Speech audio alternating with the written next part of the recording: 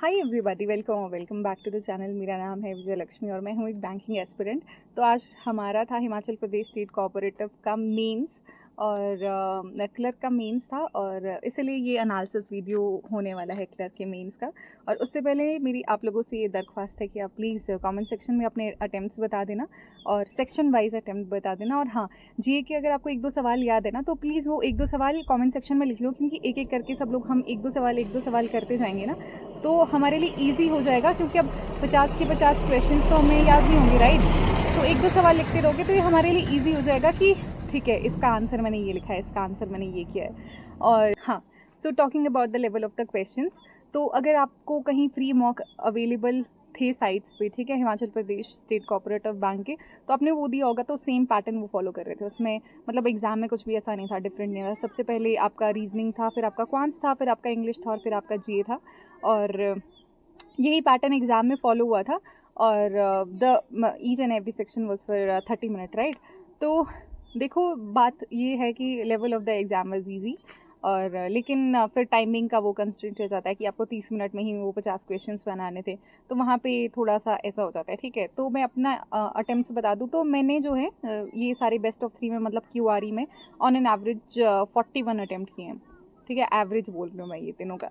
तो 41 अटैम्प्ट किए हैं। और पता नहीं यार, जीए का अगर मैं तुम लोगों को बताऊं तो जीए का मुझे ये बताओ कि कितना किया जाए कि इनफ हो जाए जीए में।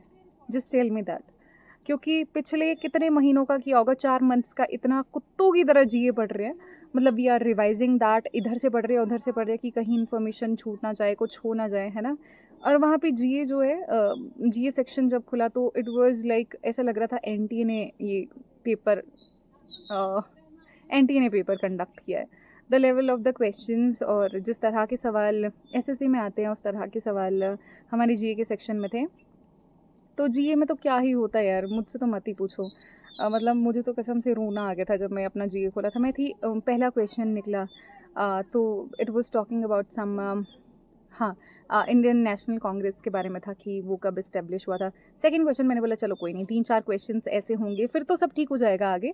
तो सेकंड क्वेश्चन देखा, थर्ड क्वेश्चन देखा, वो सवाल हो ही नहीं रहे थे कि हमारा नॉर्मल जो जीए हम पढ़ते हैं, करंट अफेयर्स पढ़ते हैं, कुछ वैसा आ जाए, ठीक है। Current affairs was back from December, ठीक है, may be from last year, कि अरुण जेटली स्टेडियम XYZ, ये सारी चीज़ें, ये सारे सवाल आपको आपको देखने को मिले होंगे। तो तुम लोग अपने प्लीज़ अटेम्प्ट बता देना मुझे जीए में, और ये बता देना कि कितनी एक्यूरेसी है। तुमने चेक कर दिए होंगे तो तुम्हें पता होगा कि तुम्हारे कितने सवाल सही है, कितने सवाल गलत है। तो दैट वुड बी ईजी, ठीक है, हम सभी के लिए पता करना। क्योंकि और तो कहाँ ही हम पता करेंगे कि एवरेज अटेम्प्ट क्या है। लेकिन मुझे ऐसे लगता है कि जर्नल कैटेगरी पेपर क्योंकि ईजी साइड पे था, तो जर्नल कैटेगरी के लिए कट ऑफ का सीन थोड़ा सा ऐसा रहने वाला है, 65+ कट ऑफ रहेगा आउट ऑफ 100। और 65+ भी मैं शायद कम बोल रही हूँ, आई डोंट नो। तुम अपनी स्पेकुलेशंस बता देना कमेंट सेक्शन पे। मुझे तो ये लग रहा है कि इतना कट ऑफ से तो नीचे नहीं जाएगा।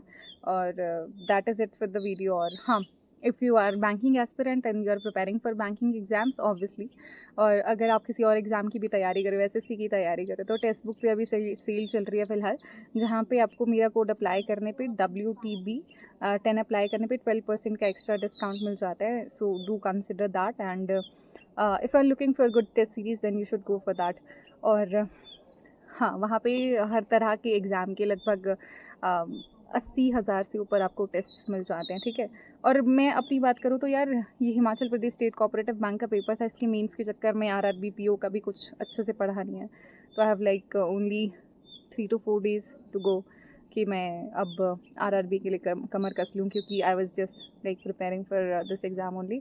But I will see you in the next video. तब तक के लिए चैनल को सब्सक्राइब कर देना और मुझे अपने कमेंट्स सेक्शन में अपने अटेम्प्ट्स बता देना। Bye bye.